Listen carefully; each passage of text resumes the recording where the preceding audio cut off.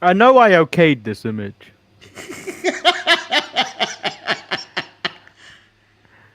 but let me tell you something. But he says, This is the opposite of when you walk into those sketchy massage parlors. This ain't no yeah, happy ending. This is a brutal ending. this is acupuncture for the poor. I can't really afford it, Acupuncture but gone wrong. you don't need that fancy acupuncture stuff. Let me just I have a 2x4 with nails in it. Get over here. This is acupuncture from the hood. Where normally, Yes. normally the Asian guy will do the acupuncture. He'll do one needle at a time in certain spots. This is like I'm gonna centralize your spot and right in your Yeah. back. This is fast food acupuncture drive through. Come on in, I got you. Oh my god. I was not expecting to see that on my Wednesday night. I'm gonna tell you that right now. No, I wasn't either. Uh, where is the welcome image? Oh. It's gone. Let's just put that one. Thanks for watching, Welcome everybody. everyone. Even if it's not Well, the end of the show, thank you for watching for that little bit. yeah, welcome everyone to the Untitled Manny and Marcus show. I'm of course the racially ambiguous Lord Manny Hayes. He is. Marcus, the grand finale, aka the man of $1,000. Marcus, I believe the news is that someone is going to be making the list of not making WrestleMania, and it is Oh, Alexa Bliss. the nanny list. Yeah, Well, I heard she got pulled from WrestleMania World. I didn't know she got yeah. pulled from the actual Mania. I believe she's not got anything to do at WrestleMania, much like the rest of the Wyatt Six. Wait, don't put her in with that lot. She may not be a part of them. Jeez. I would honestly, if you are to do something with Alexa Bliss, her and Nikki Cross going for the women's tag titles makes the most sense. They're former tag team champions. They can bring their spooky with them this time to take down. The fuck are the tag team champions right now? It's not Bianca and Naomi. Who beat them? I don't know. Oh, Liv and Raquel. Yeah, Liv and Raquel. There we go. God damn, I could not remember that. I was like, who the hell beat Bianca and Naomi? Liv and Raquel. So they can go against them. You got heels and faces. They can haunt them a little bit. And I think it works. I think that match works. Possibly.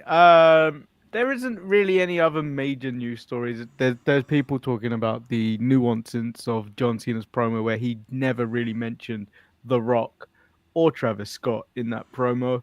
And Hey, they're that was questioning me in our shirt yeah, video. they're question that the actual dirt sheets are now questioning whether The Rock is actually gonna be more involved or not. Which I don't think is gonna happen. I think The Rock is actually busy, so I don't think he's gonna be involved as much as people like to think. And I don't think Yeah, it needs The Rock. I don't think it needs The Rock anymore if you just make it about Cena versus Cody and, you tap my spot that I had 20 years Yeah. ago or 10 years ago. You are me, and you're going to become me. And you're going to And realize these people that work with me. In fact, you already had a taste of it in AEW. Okay? You already had a taste of it. They turned on you. You put yourself through fire in that Andrade match. And they still booed your ass. And your And wife. I don't And know some guy why. criticized your daughter, Liberty. Some I black don't know guy. why. I don't know why. Oh, some black guy that named the hater. Yeah. The hater I, potato. I don't know why some people are actually upset that John Cena's promo ran long, which meant Jey Uso and Austin Theory went short. That was supposed to be an 11-minute match allegedly, but let's be real, people. Let's be real. Nobody wanted to see that. Nobody wanted. I would have listened to John Cena get booed for 10 minutes. Yeah. Let me tell someone that's upset that they didn't get more Jey Uso and Austin Theory or any other match that may have got shortened in time because of it. The people who tuned into Raw this week on Monday, just like our watch along image, it was all about what the fuck is Cena going to do. It was all about Cena. That would be like going to go see a movie, Well, give me a movie, Manny. I can't think of anything. That's like going to go see Kraven the Hunter and being upset that other people didn't give enough time in Kraven the Hunter the movie. Right? Yeah. Yes, I picked probably one of the worst examples ever. I couldn't think of a good movie. Leave me alone. Also, do you think Jey Uso's mystery partner, because it's in Scotland, is gonna be say his name? Ooh. I never considered them flying to Hendry out for that. I don't know if he lives in America or he lives in Scotland, but I think he lives in America now. I never considered that. I just assumed it was going to be Jimmy, Big Jim. I thought it'd be Big Jim. That was my obvious answer. I thought Big Jim. But a lot of people are alluding that it could be I don't want to say his name because he won't appear. Joe Hendry? He doesn't appear. He just disappoints. You ready to get into the actual show? Getting my ass kicked in the alley last week. I was like, Joe Hendry, Joe Hendry, Joe Hendry. Continue to get my ass whooped. You got more chance of Penta showing up, Marcus. I got more chance of Spider-Man showing up, man. And I mean Tobey Maguire's Spider-Man. I'm sorry, Marcus, but the Spider-Man don't operate in your hood. The Spider-Man has no jurisdiction in your part. No. You know, maybe we should do a list of superheroes we don't want us saving us. Being like, this is disappointing. Aquaman, always. Yeah, he gonna come in and smell like fish, but if it's Jason Momoa, you wouldn't mind hanging out with Jason Momoa. Be like, thanks, Jason Momoa, Aquaman. That's not gonna be him, man. You're gonna get lame white man Aquaman? Yeah, the lame, boring Arthur. Alright, let's go into the regular show. So let's just kick off with the street fight that everyone's talking about. So going into this, Jon Moxley had travel issues, right? So he drove for 11 hours just to get Spike inserted into his back. You know what that reminds me of? Do you remember the movie The Shining? Yeah. When the black guy, the kid was using The Shining, and he summoned the black guy. You need help? And but more people probably remember the Simpsons episode where Willie does it. The shinning. But he shows up all the way there only to get stabbed in the back right away. He drives all this problem. That's my equivalent to Jon Moxley showing up for this match. So the premise of this is they ran it back from Revolution.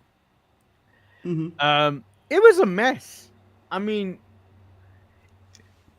and people, I know the criticism is going to come from the AEW lot is, yeah, but the Bloodline Rules match at WrestleMania was like this, and everyone was calling it one of the greatest matches in WrestleMania history. I think everything that happened in the Bloodline match served its purpose. This was just pure chaos. It kind of erupted into chaos, and I would say nonsensical chaos. But let me be positive about this match first before I get, into pro WWE Marcus or whatever the hell it's called. Until the WWE check clears. Hold on. Let me be positive. Number one, this is much better than their Revolution match, and I'm really upset that this is not the match we got at the pay-per-view, even though we already had Gore and the other Mariah May and the cage match and whatnot. At least they tried. It seemed like they tried in this main event as opposed to Revolution, where I was looking at it going like, what the fuck are we watching here? And then at least to the finish we got, and, another bad finish. So I will give that as a positive, as a plus. Also, Jon Moxley making it to the venue, walking out in that cold, just seemed like it was just a hassle to go. And again, Tony needs to pay him more money than whatever he's getting paid, because the man, he's a workhorse. He's a workhorse. He's literally sacrificing his body, time, and everything else for this company. And I don't think he gets enough praise from the AEW fan base for how much work he does. I You think he think so? does. Yeah, I think he gets a lot. criticism for the storyline more now than he No, he's getting does criticism for the praise for storyline. how But much he work, how hard he if works. you look how hard he works for AEW, AEW is literally on his back a lot of the time. If Yeah. you think about it, AEW is on his back a lot of the time. He takes And if it's as still much there, as he got as much. stabbed this week. Yeah, as much as like I've criticized him for like the way he does his promos, where he can't keep still and stuff. He really puts a company on his back, and he lives and breathes this company, much like how Will Ospreay in interviews comes across as like wanting to also be that type of guy. Will Ospreay in the Chris Van Vliet interview credited Mox and said that's one of the reasons why he came is he wants to be one of those guys to help AEW be one of the best wrestling companies in the world. Yeah, and he's a critic because he's there practically every week, and every single week or every single type of show, man is out there cutting, whether you like him or not, some really good promos. Most of them don't make sense at this point. Yeah. Most of them don't make sense, but you know what? He believes it, and you feel it. So those are my positives for the match. Right off the jump of this match, though, I have a negative. Who heard that bell ring? They were outside in the parking lot. Why did they even bother ringing the bell? I hear the bell ring on my TV screen. I go, what the fuck? Who? What referee said ring the bell? When? Who? How could they have heard that? And I'm like, why did we start here? And is this a situation where like they didn't need to start this in the back? Well, first of all, second of all, it's a street fight. Why do you even need a bell? Well, you gotta say it starts. Yeah, The bell but, says it starts. I'm okay with the bell existing. No. So the moment if it's going to start backstage, the moment the first lockup happens, or the first punch, or whatever, the first assault, just assume and start the clock. I'm just saying, the ring, the timekeeper doesn't need the job. It can be done, but it can be automated. Yeah, but I don't understand. Again, this is also one of my flaws. Starting the match when someone's getting jumped from behind. The man just clearly arrived into the arena, I guess, or was sitting in his car having a cigarette. I don't know what he was doing out there still. But the man was just chilling outside. And all of a sudden he gets attacked and someone's like, ring the bell, let's start the match. I just feel like that's nonsensical. And if that happened in any sport, let's say if I were playing, if the Clippers and Lakers were playing and Kawhi Leonard all of a sudden clipped LeBron James in the back on his way to the court, and then they're like, all right, start the game. It just sounds ridiculous. I was in a corner shop, or like one of those I don't know, liquor stores, I suppose. Yeah. I didn't know Hennessy has its own LeBron James version of it. Does it now? Yeah. There was I a didn't box. know that. It had Hennessy. It was Hennessy, and then LeBron James' face was all over it. Because when I think of Hennessy, I'm thinking LeBron James. LeBron James. LeBron James. I mean, his name almost sounds French. LeBron. Yeah, but it's Hennessy, Marcus. Hennessy. It's Hennessy. Hennessy is French. Cognac Hennessy's is French. not classy. Hennessy is not classy anymore. I know it ain't classy. Has it ever been classy? No. Yeah, When you say it French, you think, oh, it's got a sense of prestige and class. No, You did right. Yeah, it started with being French. Tennessee's French. Shit, cognac is French. Does that make it a good thing? No. But it would make me want to have a street fight with John Moxley with some nails in his back if I had some Hennessy in me. I didn't need the gore. I understand why some fans like this shit, but I didn't need it. It really didn't need to go to there. Yeah. and then the whole pull it out, and it takes like just cut away. I don't need to see that. Just cut away. So let me tell you this, Manny. I was commending John Moxley and Edge. I'm sorry, Cope, before this match, going like, oh, this is kind of restrained. Right? Up until he brought out Spike, this is kind of restrained. John Moxley isn't bleeding. Edge isn't bleeding. They're not taking really any crazy bumps. They're using a kendo stick, which seems light. compared to the weapons they normally use. They're using a table spot with they're doing all these little spots, and I go, this is kind of tame for an AEW show. And then it happens. He grabs Spike, he stabs him. I go, okay. And then the suplex onto it, and it's sticking on there, and then this being stuck on there. I'm going, oh, ow. And then I'm going, well, how did they do that? And then I'm thinking, well, it has to be some form of tape or some. And then you see Yuta and the referee trying to pull the nail off of him, and you see flesh pulling back. I go, ah! I was honestly disgusted. At this moment, Eric calls me and goes, was that necessary? It's not necessary.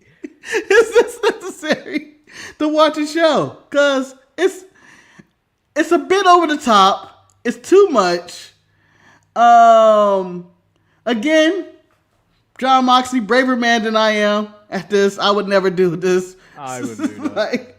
I'm not that committed to a weekly television show to die in front of 2,000 fools who are looking at this or whatever it is. I'm not doing it. Unless I'm getting paid more, I am not doing suplex on this.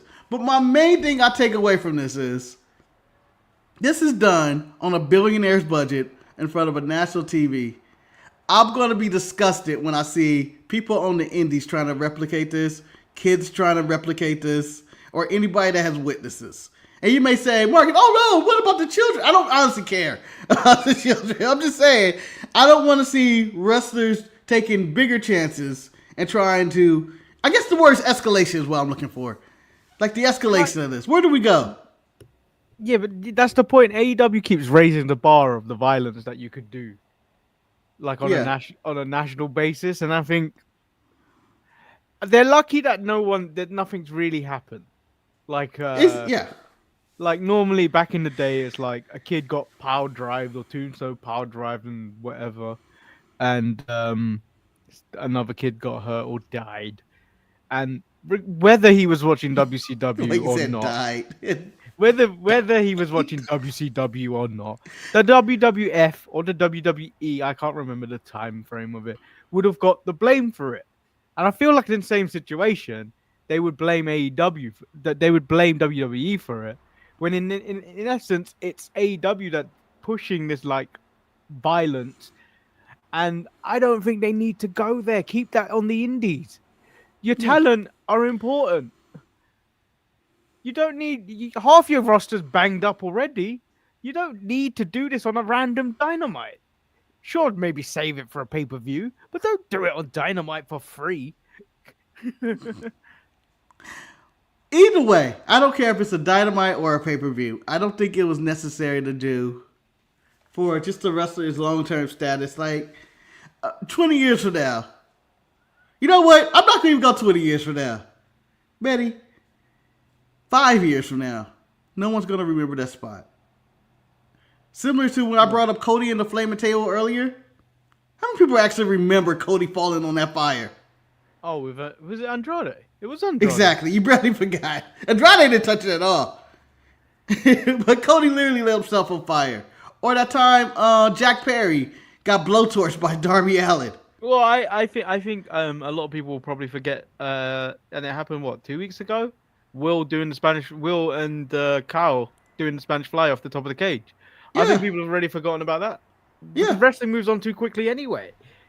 Yeah, or that time Swerve got a needle stuck in his mouth in the Hangman match and stuff like that. Yeah. These big bumps and these crazy gory kind of incidents, they get forgotten in minutes. Like it's this in time you would be like, oh, that's crazy and all that, but it doesn't. It's not propelling the story anywhere. We're not like going, oh wow, this feud is really heated that he had to use spikes. No, you know what I'm thinking?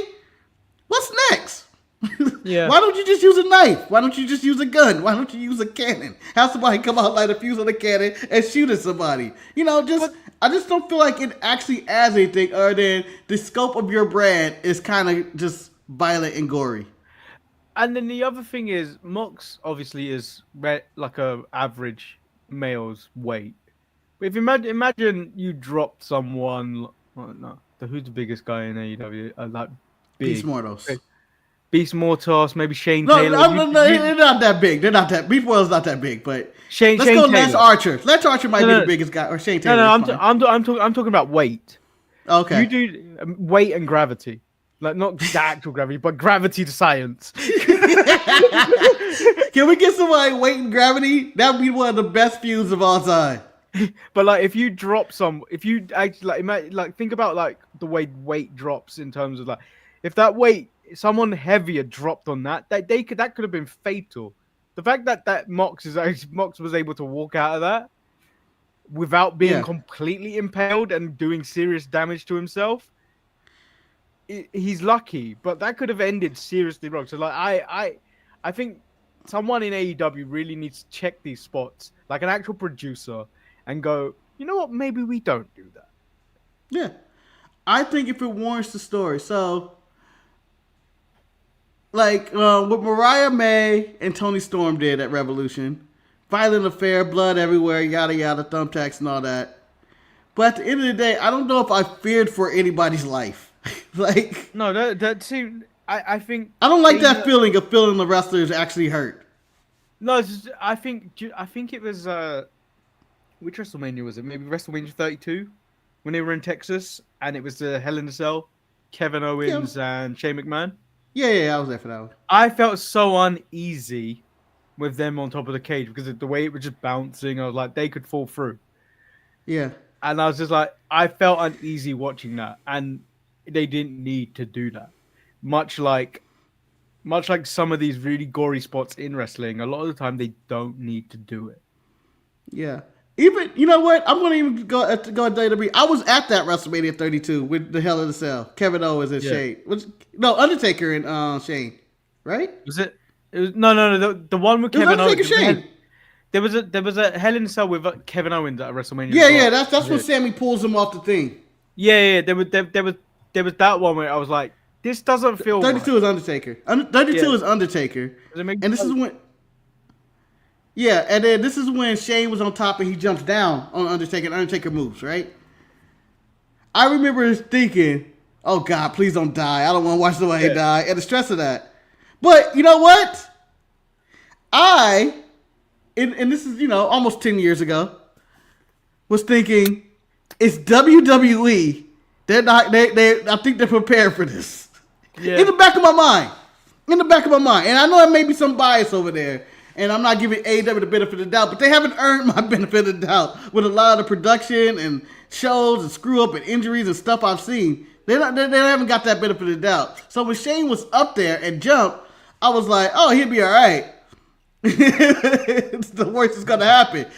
And then you see later it's crash pads and all that under the table, and it's still something I wouldn't do personally. I'm not fucking stupid. And the margin of error is so much on that though. That's the thing. It's like I wouldn't do it. But even when you think about that spot, Manny, you barely remember the participants in it. You barely remember when it happens, and then it served anything other than going to the category of Shane jumps off stuff. Yeah, like this with Jon Moxley getting pierced with this snails falls into that category of. I may not remember why it happened, but I remember Jon Moxley does crazy shit.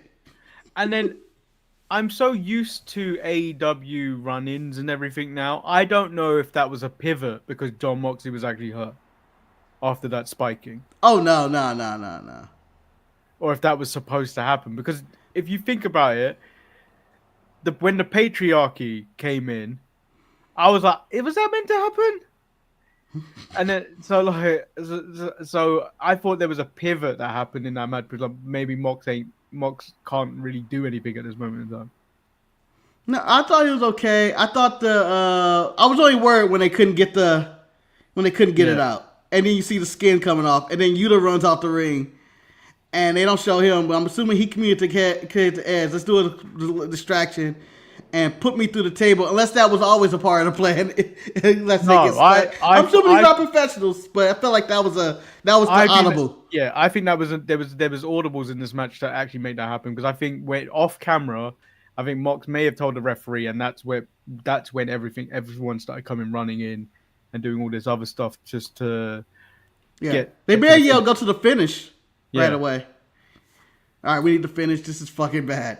And then, yeah. so everybody comes out. It's a match running. Patriarchy, all the Death Riders, FTR, Willow Nightingale, all ran into this match.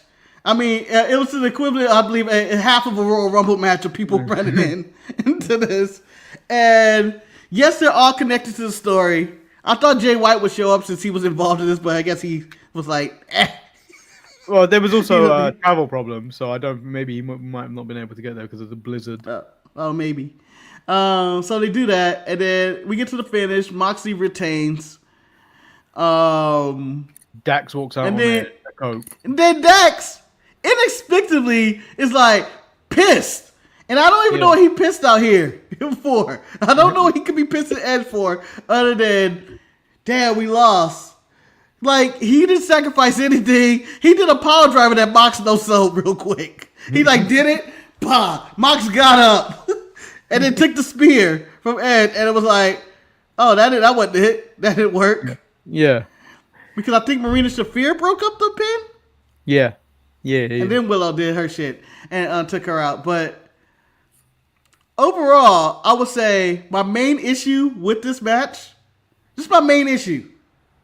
If I were to give it a scale, I'll give it like a 3-star probably rating or something. Whatever, I don't care. My main issue didn't end the show like this. This should have ended the show because technically the show ended. Instead, we got like 3 dark matches at the end of the show that I didn't care about. Yeah, but let's move it to the rest of the show. Yeah.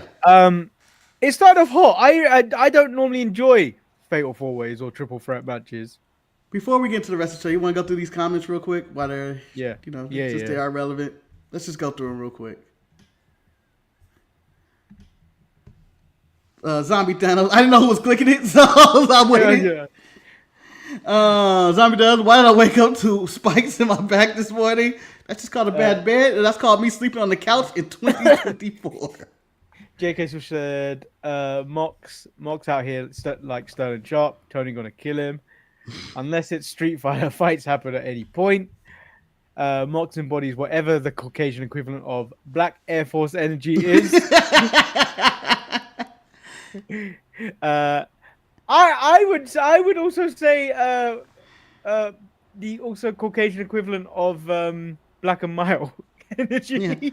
Yeah. I'm going to call those New Balance. Black New Balance would be the energy that he has. Or Black Skechers. No thug wears Skechers. White or the Caucasian black. equivalent, Manny. The Caucasian equivalent. I got my Black Skechers on. You're in trouble. It's the S. Edward Scissor Mox. Live acupuncture. Nah. Truth. Wes also says truth is nobody cares about Mox being a champion, and it would be a bigger story if somebody else wants like Ricochet. Won the title. Ricochet would not make a good world champion. I'm okay with it. I think he's doing a good job at Hill, but you know what? If this storyline was going good and then Mox did the spot, I think I'd be more accepting of it. Possibly. But there's a lot going on here that's not working out. Anyway. J.K. Smith said, with AEW, it's violence for violence sake. The recent KO versus Sammy match was violent, but the violence made sense. This is true. Best tag team name, Weight and Gravity. Best name since Can that be our new Gravy. name? Yes, can that be our new name? Gravy? We were the knockout version of the Wolf Dogs. We were the Wolf Dogs and the Kings of the Ropes. But I think Weight and Gravity should be our new name. It's up to you if you want to be the Weight Manny and I have to be the Gravity or vice versa. No, because at some point you'll turn on me and call me the Dead Weight. I also turn on you and call you the Anti-Gravity.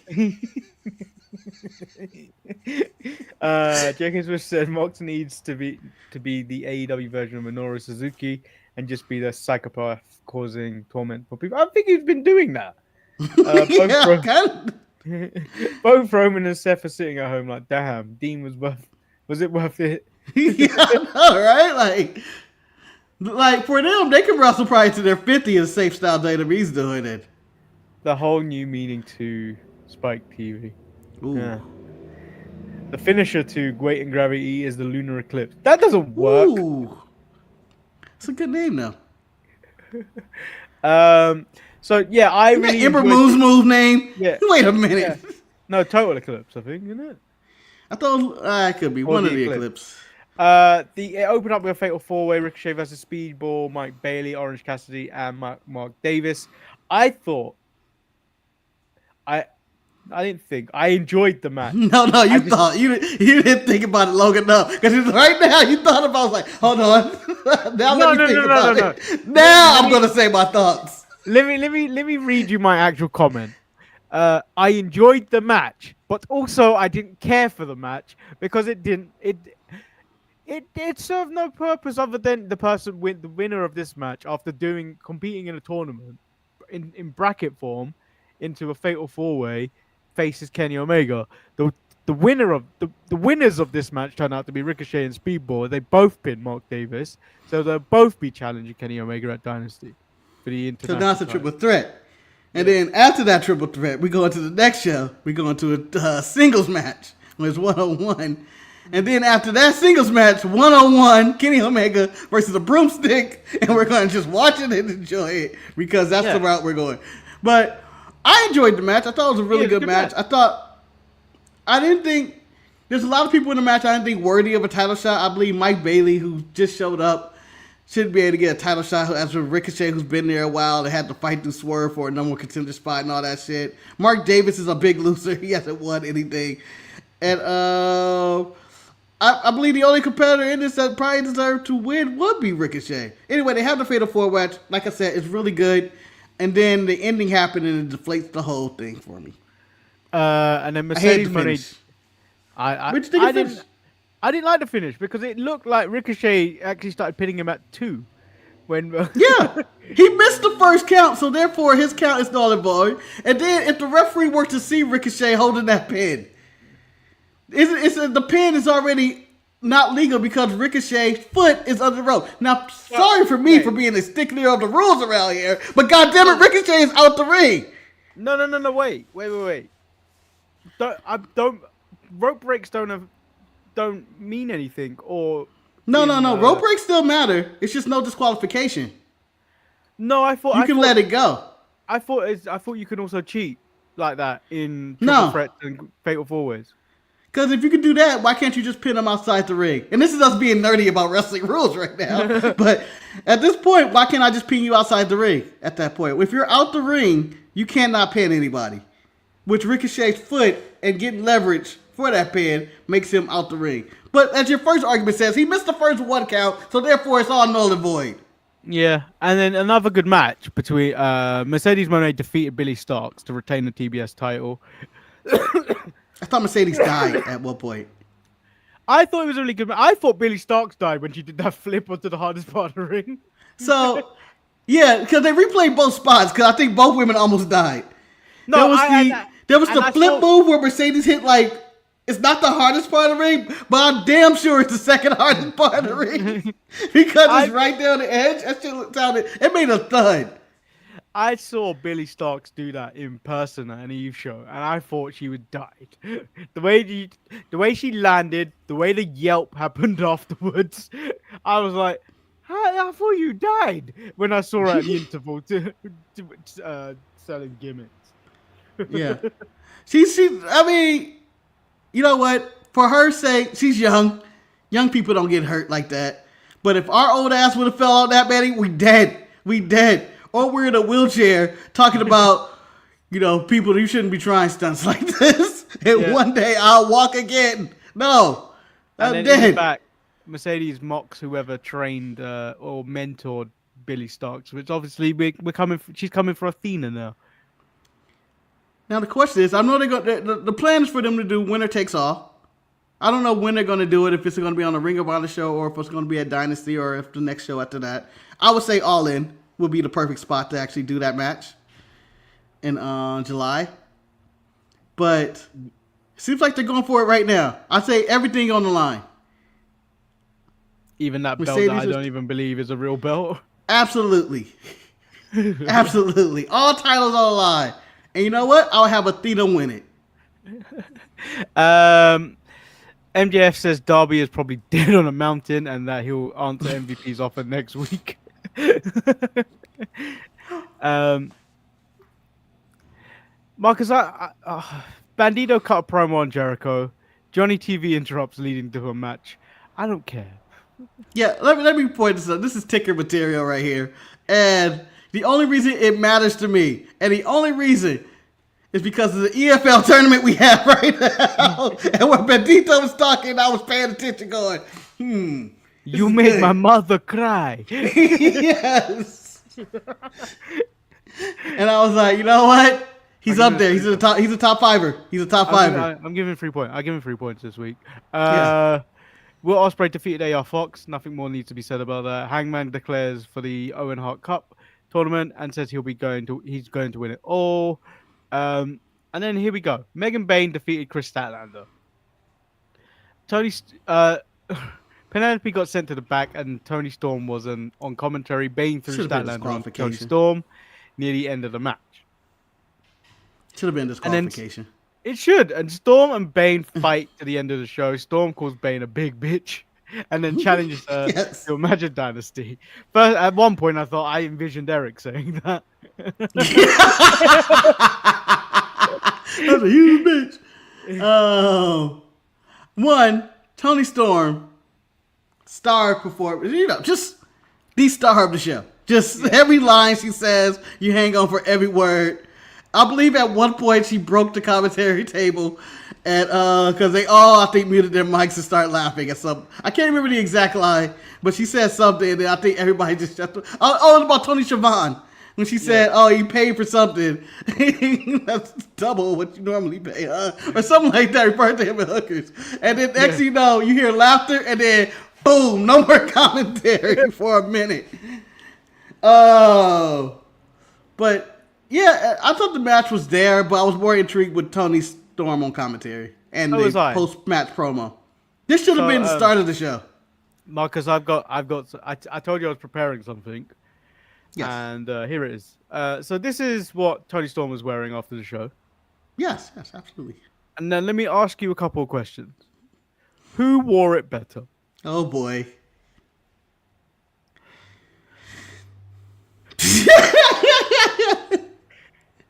The higher power Vince McMahon?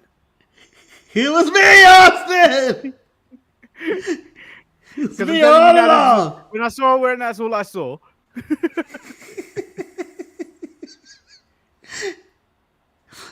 I would like to have both of those robes hanging up in my closet somewhere, though.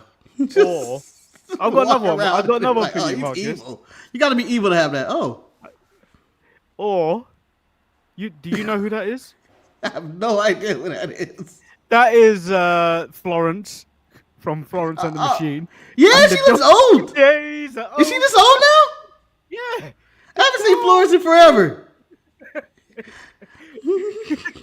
The dark days are over now. The dark days. Shit, man, you put that on there, that should have been the thumbnail. Because let me tell you this, Florence and the Machine would have fit perfect with NXT's new faction, the Dark Snake. But like you, back to Dynamite. I thought Dynamite could have been I think it was a solid show that could have been better with placements of certain matches and stuff like that. I think it should have been reversed. Because one, I thought when Mox and Cope started at like the top of the hour or whatnot, I was like, oh, they're closing the show. This is going an hour. We're about that. Like, everything else they advertised is bullshit. AR Fox versus Will Ospreay, you know what? That sounded like a bullshit match anyway. They wouldn't dare air that. So, I was like, oh, we're going an hour, and they're going to say, oh, we ran out of time. We'll do these matches next week on Dynamite. When they didn't do that, and we had those other bullshit matches, it kind of was like, oh, this is just some random stuff happening. So, Marcus, Florence really? is 38. Marcus, I just want to point out, I am also 38. I look younger than Florence. Yeah. What the hell, Florence? Whatever you're doing, baby, stop doing it. Stop doing it. Stop working on machine. The dark days are beginning. The dog days are over. Shit, maybe we need to go to the dark days, Florence. Damn. Flores look old. Let's get into NXT. Um, Chelsea Green versus Sol Roca for the US title opened up the show. Chelsea picks up the win with the unpretty her.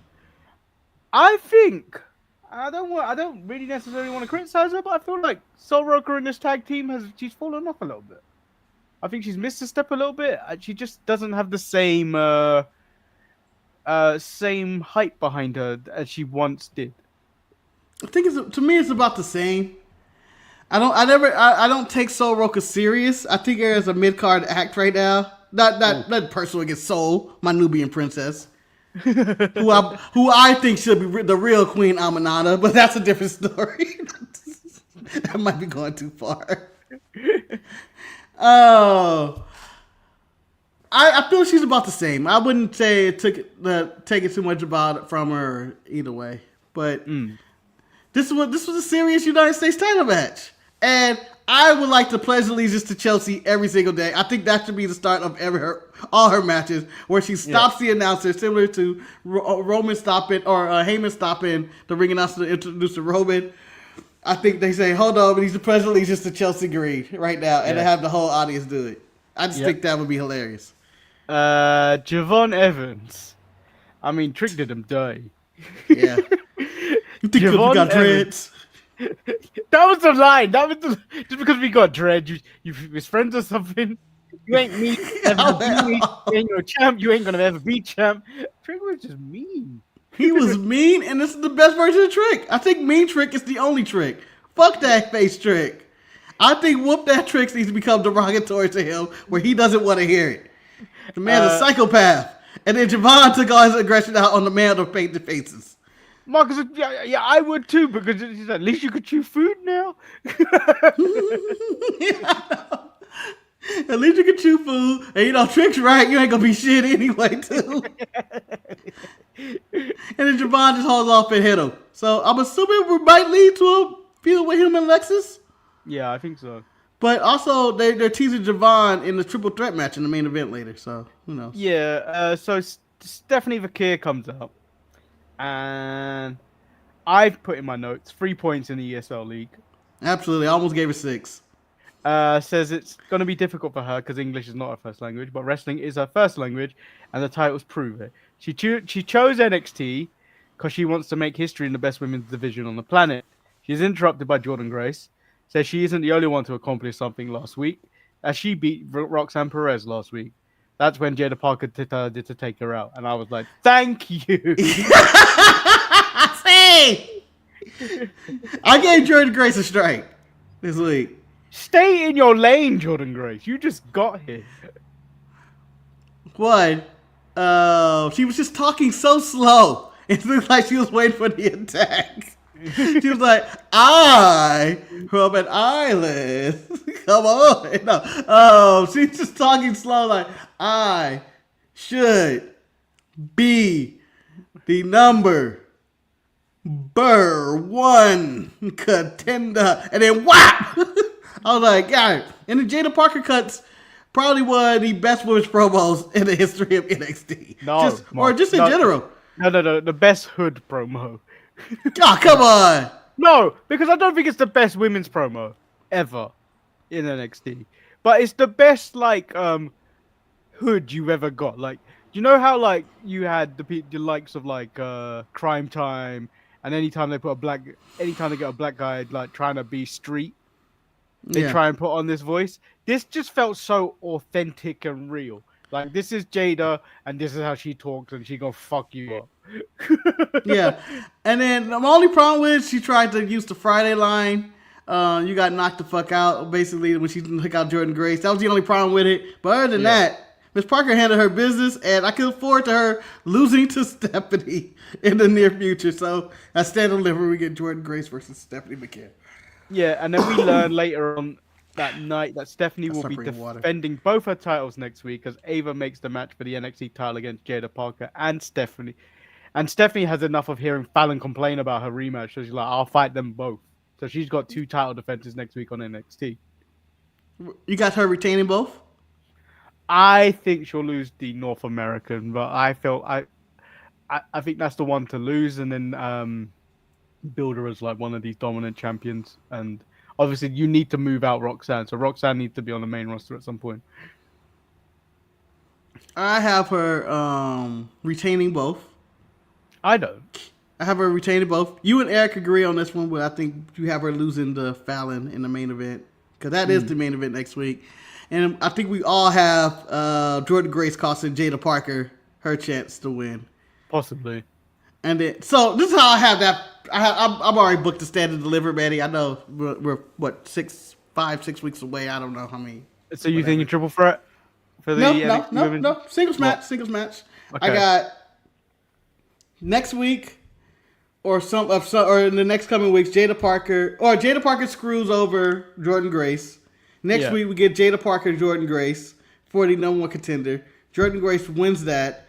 But Stephanie will be on commentary. Someone throws her into her, similar to the Tony Storm situation. Yeah. And then that sets up Jordan Grace versus Stephanie, and then maybe an attacking of Jordan Grace to Stephanie, and that leads us to Stand and Deliver.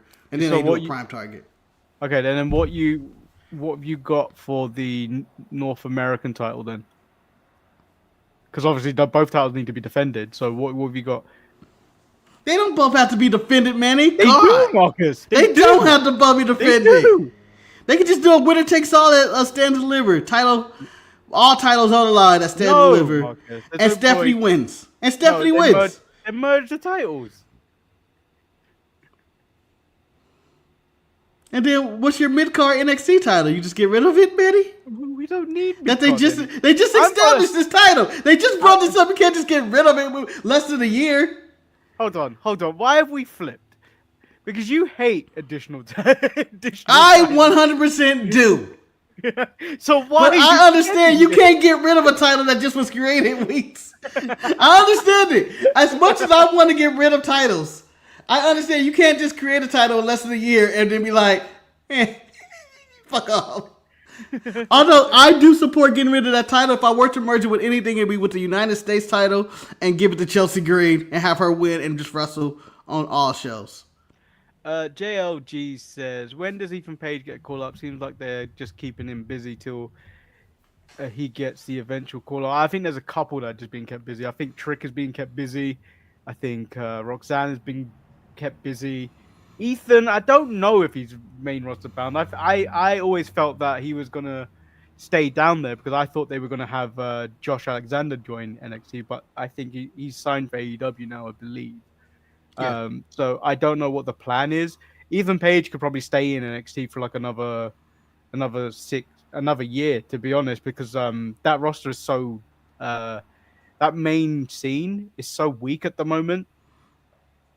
And we're going to get to it, but I feel like I don't think Ricky Saints is really going to add anything to this division either. We get to that in a second. Yeah. But back to Ethan Page. Here's where I slotted him at. I have him going to the main roster post-WrestleMania, but here's the spot where I think he will fit the best at. These guys need help and guidance. A-Town Down Under can really use Ethan Page at this point. No, like if he joined up with those guys, A-Town Under's done. They're done, but I think Ethan Page can bring life into them and just be like, I need a leader. Y'all fuck it up, and I feel like he could be the jolt to them, and then they can take all the pins for him, and then he can elevate himself. I feel like that's the start. That's what I would do with Ethan Page. Okay. Briggs and Namora take on Hank and Tank. Hank and Tank are taking it to the extreme. This was a triple strike for me, Marcus. This is you're out of here. Again, I'm wondering where's the ticker. We can keep going. No comment. I hate Hank and Tank. I hate Briggs and Namora, and I hated that they won this match with that stupid pot belly splash. I like that splash. Shut up. I like the splash. I don't know. I feel like it has more weight. The impact that he goes, like all of that. The only move that needs a rev up is the bonsai drop, and it's not even when Nia did it. It was when Yokozuna did it. Somebody was on the top rope for a long time this week, and I can't remember who it is. And it was either AEW or NXT, and I was like, just jump already. Can't remember who it was. The Angelo family versus the Culling, which was Jensen, Nico, and Izzy Dame. Stack says Tony D should stay in the back. Tony D says he's finally thinking like the underboss. Marcus, Rizzo, how about that dive? How about that dive for Rizzo? From the bottom rope. She Yep. went. What about she's so small? Roxanne does that too. Yeah, but Roxanne too small. Rizzo like came in like a dart. Roxanne is a bit heavier. Yeah, that was a really good dive. You know what my main feature of this was about this match? And I'm giving them a thumbs up and a star for this one. And it's the culling. The cooling. Whatever. They need a better name. I noticed the tights of Brooks Jensen. They look like something from 1995. Well, at least he's wearing tights. And I was happy that he was wearing them. I was like, that's now you're a man.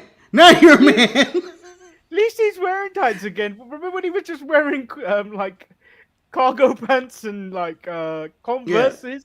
Yeah. He's clean himself. He got a haircut. He got new tights. This person, he set himself up for wrestling on Evolve soon. Tony D is taken out in the back by Timu Retribution, distracting the family. The Dark State. Pick up the win. The Dark State, Manny. They are the Timu Retribution. So they cut a promo in the back to four of them. What'd you think? First of all, Cutler, you're on LFG. I've seen you. I've seen you as a Dudley, and I've seen Bubba Ray tell you have no personality. What makes you think you're going to succeed in this role? All of them, Marcus, felt like have you ever played GTA Online? No. When you're on heist, everyone wearing some weird outfits and stuff like that. They all just look like gibberish on a heist. I didn't like any of it. Especially Cutler. I know he hasn't got a personality. And the other one, Dion Lennox, you fucking... all I know about you is you used to read, motherfucker. You wear glasses and used to read. Go away. Dude was talking hard. That was my main thing from it. Dude, you were reading last week. What are you doing? You talking this hood shit. You talking all like you tough. The little guy. The little black guy with the clothes who were half on and half off. My favorite one. My favorite one. He seemed like he's about the life, and so like the gimmick is all built around his energy. He feels like the Easy E of the group. Marcus, this is basically a rehash of Scripps with OTM. Oh no! Scripps is bad because we already seen him as a sommelier. Nah, he's not. He is. But I will say this: I enjoyed their promo work, but Cutler doesn't fit because. Even when I saw him, I was like, he looks like the dude from LFG, and I was going like, it's him. But why would they use him for this? But then I was watching, so I don't know if you see this account come up, but he asked wrestlers what their Waffle House order is. Mm-hmm. And he asked BJ Ray what his is. So I then went on his page and found out that BJ Ray has often been used in NXT to be slapped by various women backstage. I'm sure. I bet you if you go watch NXT, you'll see all these random people in the background. Yeah, like they always have like 700 random people just standing around doing shit, and you just go like, "What? That's BJ Ray? Oh, what? Oh, that Samoa Joe." I don't know. I hope Cutler isn't the one that wins LFG. Because I'll be this mad. is a spoiler, right? This is a spoiler. It feels like it's gonna be a spoiler. I've been saying, man, he looks good in the ring. He looks like the most wrestler of wrestlers of the people. Does he have a personality? No. He looks so He's generic. man. It's like when you know who he reminds me of? Gunner. Who? No. Gunner. You know who reminds me of? Do you know when you open up any 2K25, 2K24, when you open up the creation suite and the first character you have before you do any customization, that is Cutler. The default. Last question. You can ask more if you want. When are they going to address the weak Raw tag division? SmackDown is pretty solid. Raw is. I don't think they will. I think tag wrestling is not in the forefront of thinking because all they have is all the races going after each other. Yeah, tag wrestling. It's WWE at any given moment they start highlighting certain tag teams But most of the time, they don't honestly care. They either go do away with the separate tag team titles, just have one, and then you could just put the Profits on some week, and then the Machine Guns and War Raiders on the other week, and mix it up. You don't need two sets of tag teams. You don't need two tag divisions that you don't care about. That's all I'm saying. Carmen Petrovich versus JC Jane. Carmen loses because she chose not to get revenge when Astronti the Adonis handed her the chair, and then paid for it. Yeah. Later, they're seen arguing in the back in somebody's interview, which Jada Parker. You know, yeah, and I would like to add this. I'm going to add this. Ashanti, my brother, homeboy. Could you have sounded any less? I know. I wanted to sound the worst. Once I said my brother, I was like, hold on. Let's make it whiter. Homeboy. It's time to leave, Carmen Petrovich. Come on, brother. Come on home. Come on home. I have the perfect set of white women for you if you want to go.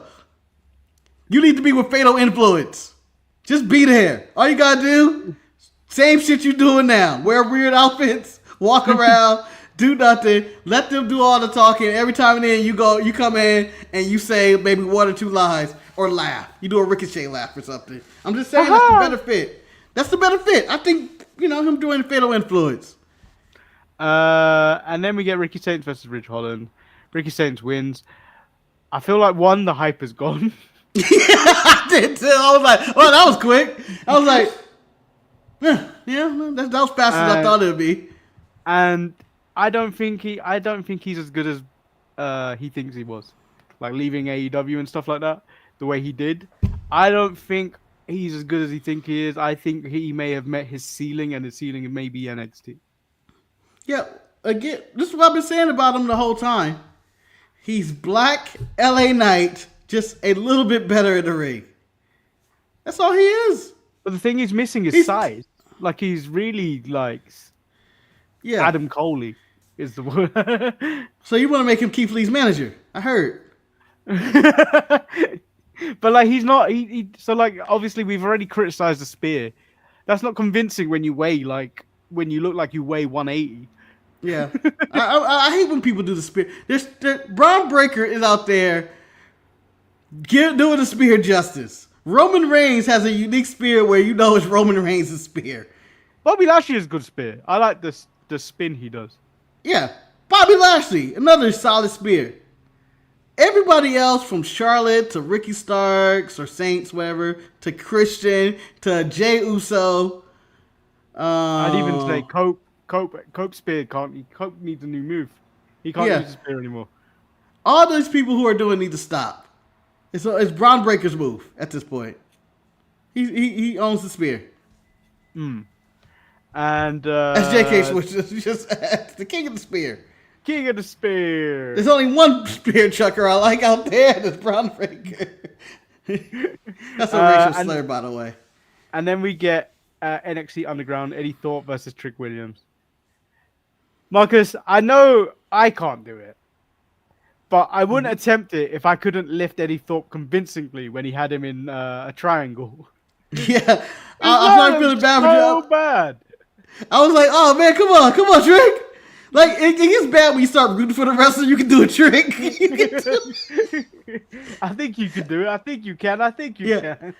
The only person I've seen struggle do this, but I always felt like his was intentional, was the Roman when he did it. Yeah. When he would try to lift people up, and then it'd be like, and he'd go that power. He doesn't do the move anymore because I think he had a hard time doing it.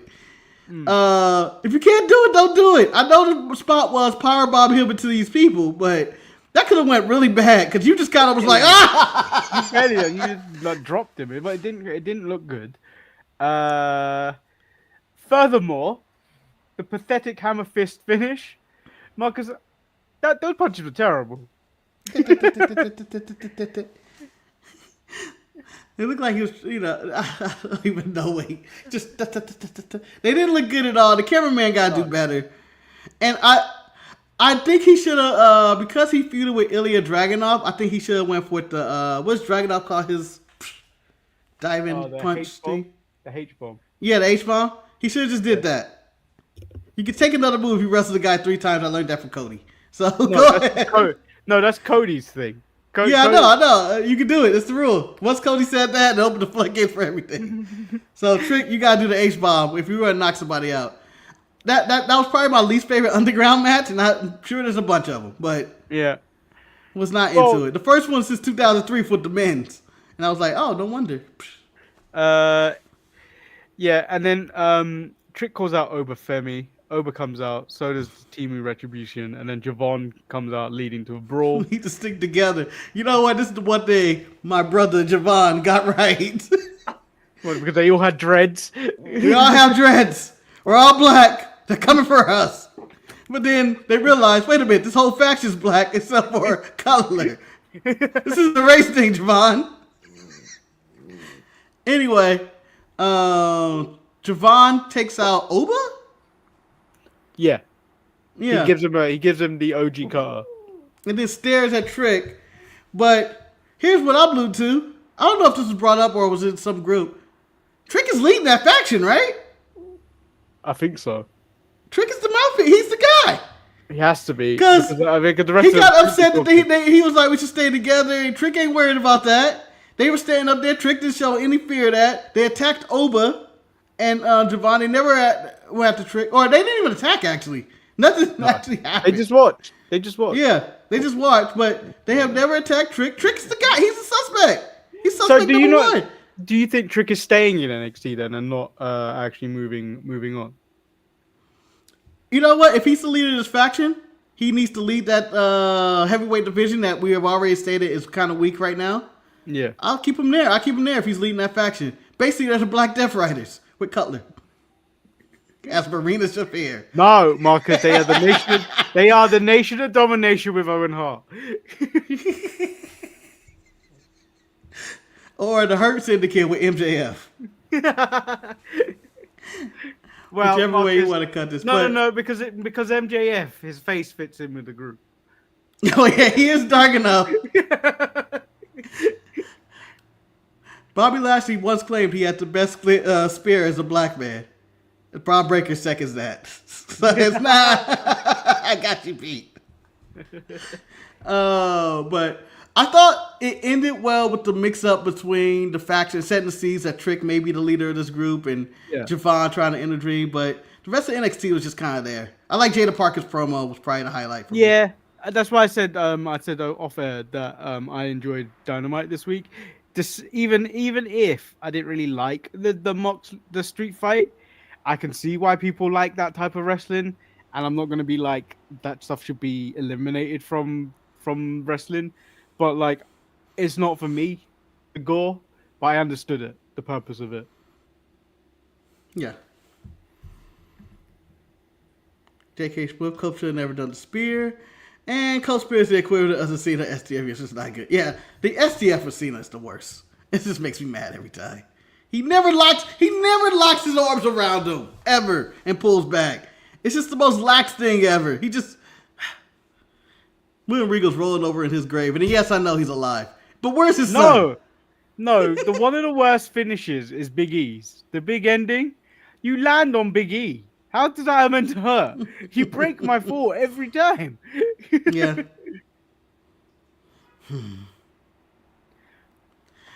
Rest in peace, Big E. I guess he's not coming back.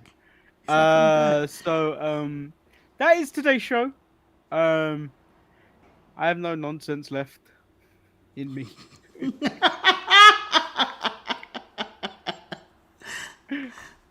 Manny has nonsense. You're nonsensical, Manny. You're nonsensical at this point. I've used up all my nonsense for the week. Maybe I'll be refueled tomorrow on when we do the SmackDown watch along, coming live from Italy. Ooh, Italia. Yeah. So yeah, tune into it's tomorrow. Tomorrow. Yeah, for the SmackDown watch along, where I will try to show up and participate in, but if I at worst I'm late. It's a 3-hour show. I should be able to make it. It is a 3-hour show. I forgot it's a 3-hour show. I always forget. Yeah, it's a 3-hour show. So we'll do a SmackDown watch along. So if you can show up. Yeah. And then also show up for the Saturday show for Eric and his recap of the week and of SmackDown that we're going to go over again in segments and stuff. But also stay tuned for a segment. We call it the original title called The Price is Right. Which Eric will do his best Drew Carey impersonation and put up wrestlers and the price you will pay to do a meet and greet with them. That is the plan. He has to do production. I don't think he's going to do production for this. I don't think he's going to be production. I think he's going to have a piece of paper. He's going to read it. I don't think he's actually going to do it. There's part of me is like, let me just do the production for him. It was my idea anyway to prompt this. I don't know why I'm not doing it, but you know. Maybe because the last time you had a big idea, it was funny, but the actual way it came off didn't pay off because you wanted it to be like a real eye test and it didn't. Oh, the eye exam, yeah. Yeah. But yeah, we'll be back tomorrow. Fuck you, JK Smush. That's just me. It's $25. You round tomorrow. up. Recommence a 5, damn it. Recommence a 5, damn it. 22.50. 35.47. So, we'll be back as this dog decides to climb on my desk. We'll be back tomorrow and on Saturday. Like the video, subscribe if you haven't, and remember. Oh, where is it? The dark days are over. Jesus, dark Florence. days. Florence has grew into the face of Florence because that's an old name. Florence is like a waitress name at a diner. And remember, don't accept acupuncture from the streets. No. If some guy says I can do that for $20, don't trust him. Next thing you know, you're icing your asshole. $3.99. Damn, Tatanka. Yeah, so we'll be back. We'll catch you later. Peace. Peace.